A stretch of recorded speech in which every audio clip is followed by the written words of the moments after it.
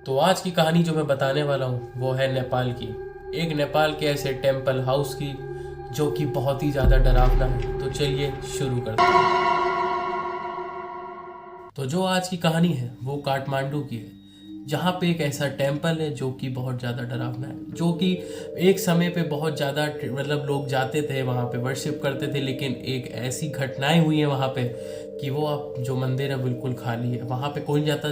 जो भी आता है वहाँ पे विजिट करने सब गांव वाले उन्हें मिल के मना करते हैं। लेकिन ये जो कहानी है वो उन 4 लोगों की है जिनने इसके बारे में सोचा भी नहीं। विलेजर्स जो वहाँ पे गांव वाले थे उन्होंने कहा कि इस टेम्पल में विजिट मत करो, लेकिन वो जो 4 नौजवान लड़के थे जिनके एक जुनून था कि वो लोग वहाँ जाएंगे और वहाँ विजिट करेंगे, उनके साथ कुछ ऐसा हुआ कि आप लोग को सुन के एकदम आपके रोंगटे कांप जाएंगे। तो चलिए आज मैं बताने वाला हूँ नेपाल का हॉन्टेड टेम्पल, एक शापित मंदिर के बारे में।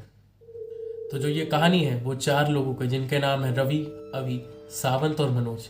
तो जो अभी होता है वो काठमांडू का ही रहने वाला होता है, और जो रवि होता है वो हॉस्टल में पढ़ाई वढ़ाई कर रहा होता है, और अपनी पढ़ाई करने के बाद वो एक बाहर जाने का एक प्लान बनाता है। तो वो लोग ड्राइव करके 2 घंटे में अभी के घर पहुंच जाते हैं, तीनों लोग, सावंत, मनोज और रवि। अब ये लोग प्लान करते हैं कि वो लोग उसी के घर पे स्टे करेंगे, और वो वहीं पे स्टे कर रहे होते हैं। तो जो रवि होता है और जो रवि, अवि और मनोज और सावंत, ये लोग जो होते हैं वो काठमांडू में जो अवि का घर है वहाँ पे पहुँच जाते हैं। वहाँ पे ये 2-3 जो दिन होते हैं वहाँ पे ये लोकली घूमते हैं, सारी जगह घूम लेते हैं। 2-3 दिन इनके कब गुजर जाते हैं इन्हें ये पता भी नहीं चलता।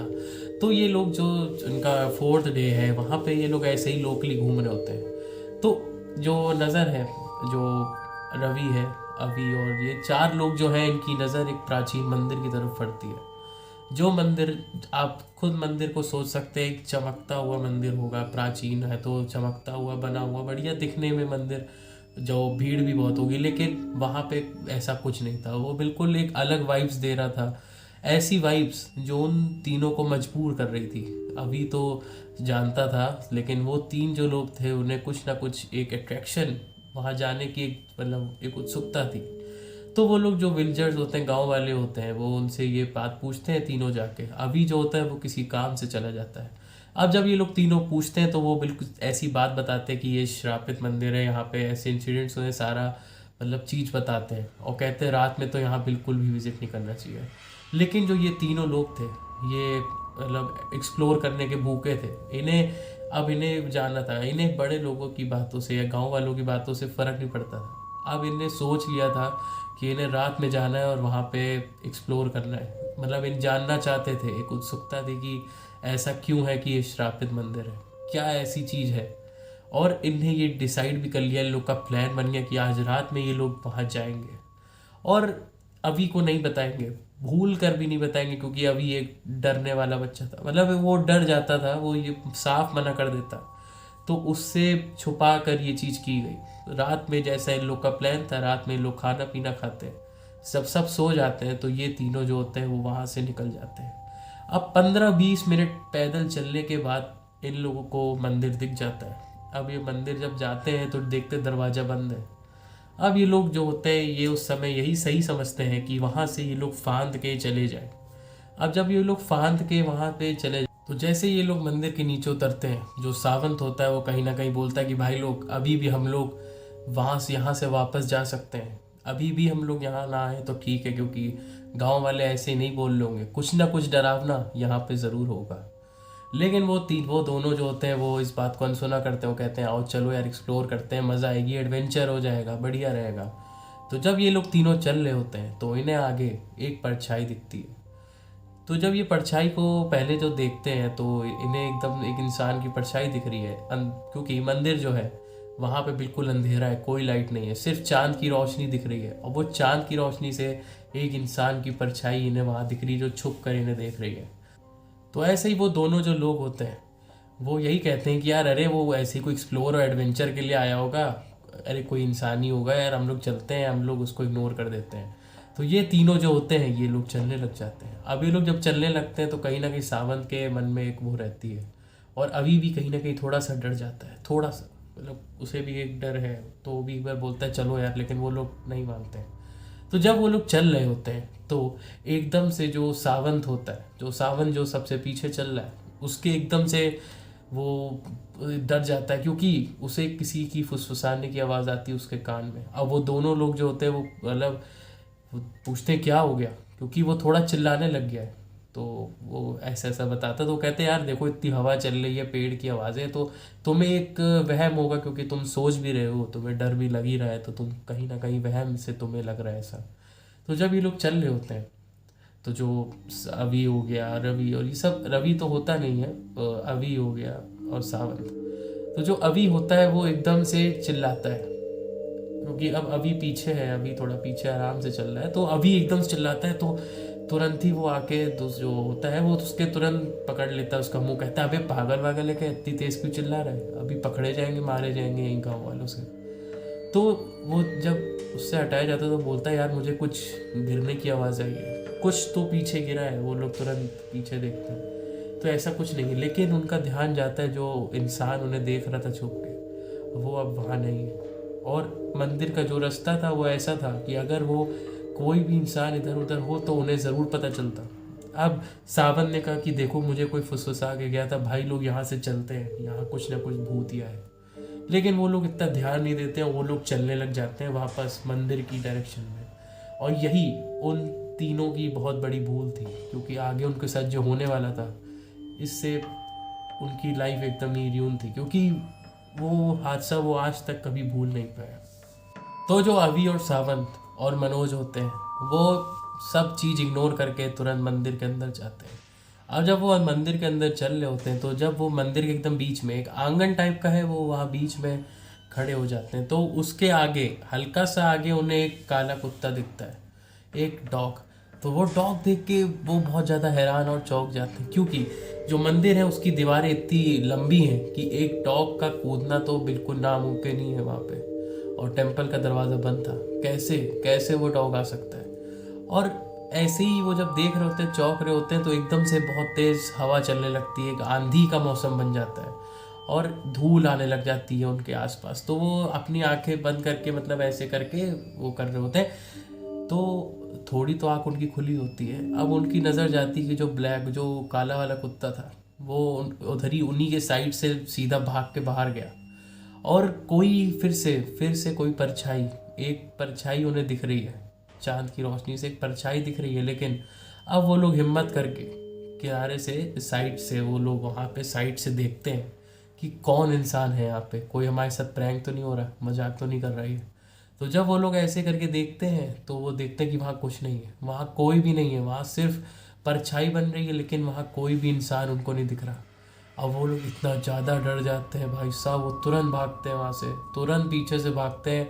और हवा चल रही होती है, पीछे से कुछ आवाज़ आ रही होती गिरने की, वो लोग सिर्फ भाग रहे हैं, उन्हें यही है कि वो लोग बस निकल जाए यहाँ से। लेकिन जब वो लोग निकल रहे होते तो सावंत होता है, उसको, वो जब दौड़ रहे होते तो उसको वो हाथ पकड़ के दौड़ रहा है। अब वो ध्यान ये देता है कि उसके वो मनोज हो गए और अभी ये दोनों तो पीछे और आगे चल रहे हैं, वो किसका हाथ पकड़ा हुआ है। अब जो सावंत है वो बिल्कुल चौंक जाता है, ये क्या है, ये किसका हाथ है।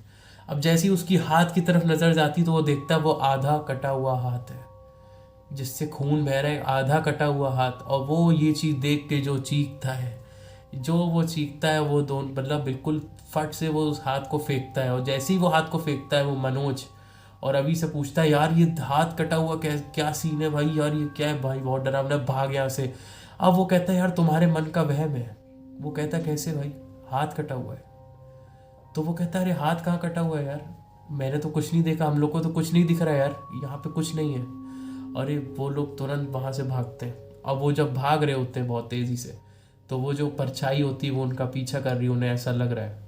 अब जैसे ही वो लोग मंदिर के बस मेन गेट जो जहाँ से आया जाता है वो बंद है, लेकिन वो तुरंत वहाँ भागते हैं, तुरंत भागते हैं, बहुत तेज़ी से भाग रहे होते हैं। और जब वो लोग भाग रहे होते हैं तो बस वो यही कहते हैं कि बस भगवान का नाम लो और यहाँ से कूद जाओ, फट से कूद जाओ। लेकिन एकदम से फिर हवा चलने लगती, एकदम आंधी वाला। और ये जो आंधी वाली हवा, धूल, ये करीबन 2 से 3 मिनट चलती है। वो अपनी ऐसे आंखें बंद करे हुए हैं क्योंकि इतनी धूल है कि उनकी आंखों में जा रही है। कहीं ना कहीं धूल जा रही है, वो चीख रहे हैं, मतलब चिल्ला रहे हैं कि भाई तुम ठीक हो, भाई तुम ठीक हो, ऐसे कर रहे हैं। लेकिन वो ये नोटिस करते कि मनोज की अब आवाज़ नहीं आ रही है। अब जब वो लोग तुरंत देखते हैं यार, हवा जैसी कम होती है, वो लोग तुरंत देखते हैं तो कहते हैं मनोज तो है ही नहीं। अब वो लोग यही सोचते हैं कि जो मनोज है वो कूद गया होगा, वो वापस मतलब अपना कूद के जा रहा होगा। तो वो लोग भी बिना सोचे वो यही डिसाइड करते हैं कि हम भी कूदते हैं भाई, यहाँ से बस जान बचानी है अपनी। वो लोग तुरंत जैसे ही कूदते हैं और जब उतरते हैं तो वो देखते हैं मनोज नहीं है। अब वो दोनों एकदम कांप जाते हैं। अब उनके दिमाग में बस यही चल रहा है कि यार मनोज कहाँ है, मनोज ऐसा तो नहीं मतलब मंदिर के अंदर तो नहीं होगा, क्योंकि भैया वो दिख नहीं रहा है वहाँ पे कहीं भी, ना उसकी आवाज़ आ रही है, हमने चिल्लाया भी। तो मंदिर के बाहर से ही वो मनोज मनोज चिल्लाने लगते हैं और उनके दिमाग में एक ख्याल ये आता है कि मनोज ऐसा तो नहीं कि वो वापस मतलब कूद के वापस चला गया रवि के घर पे। तो वो लोग जो होते हैं वो ये डिसाइड करते हैं कि भैया यहाँ इतनी डेंजरस जगह पे मैं वापस कूद के हम लोग वहाँ पूछने तो नहीं जाएंगे मनोज का है। हम लोग ऐसा करते हैं, हम लोग निकल जाते हैं, वो वहीं मिल जाएगा। तो ये दोनों रवि के घर पहुँचते हैं और वहाँ जैसे ही जाते हैं तो इनके एकदम मतलब ये लोग बिल्कुल ही हक्का बक्का रह जाते, क्योंकि मनोज वहाँ भी नहीं है। अब ये लोग डरे सहमे एकदम वहाँ पे ऊपर ही लेट जाते हैं और सुबह सुबह जैसे ही होती है ये सारा इंसिडेंट शेयर करते हैं। और तब तीनों लोग जाते हैं ढूंढने मनोज को। अब जब वो मनोज को जाते हैं ढूंढने मंदिर में तो वो ढूंढ रहे हैं, लेकिन मनोज का कोई भी अता पता नहीं है। अब वो लोग बहुत ज़्यादा डर रहे हैं, लेकिन कहीं ना कहीं वो लोग ये बात अब गांव वालों को नहीं बता सकते, क्योंकि अगर गांव वालों को बताई तो वो पीटे बहुत जाएंगे, मारे बहुत जाएंगे, गाली गलौज तो पक्की बात उन्हें पड़ेगी, क्योंकि उनको साफ वार्निंग और मना किया गया था कि यहाँ मत विजिट करो रात में खास कर। तो सबसे पहले तो उनकी तुड़ैया हो जाती, तो उनने ऐसा कोई भी रिस्क नहीं लिया। वो सीधाई से उन्हें ढूंढ रहे थे और ढूंढ ही रहे थे, और वो मनोज जो था वो उन्हें नहीं मिल रहा था। तो जो ये लोग होते हैं ये तीनों उन्हें ढूंढ रहे होते हैं, और ये जान चुके होते हैं कि गांव वालों को बोलना मुश्किल है। तो ये लोग बहुत देर तक उसे ढूंढते हैं, लेकिन वो मंदिर के आसपास कहीं नहीं मिलता है। हर जगह ढूंढ रहे होते हैं, वो कहीं नहीं मिलता है। अब ये लोग बहुत डर जाते हैं और कहीं ना कहीं ये सोच रहे होते हैं कि उनके जो मनोज के जो मम्मी पापा थे उनने हम पे भरोसा करके भेजा है, अब हम लोग ऐसा तो नहीं कर सकते कि मनोज हमें पता ही नहीं कहाँ है। तो ये लोग हिम्मत करते हैं और पुलिस स्टेशन जाते हैं और ये बोलते हैं, सारी बात बताते हैं। पुलिस स्टेशन वाले कहते हैं ठीक है।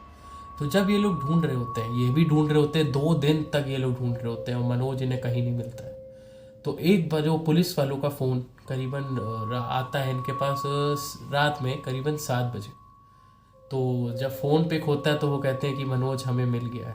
अब वो लोग के एकदम सांस आती, वो तुरंत भागते हैं, वो यही पूछते हैं पुलिस वालों से कि वो ठीक तो है, वो सही तो है, उसे कोई दिक्कत तो नहीं है।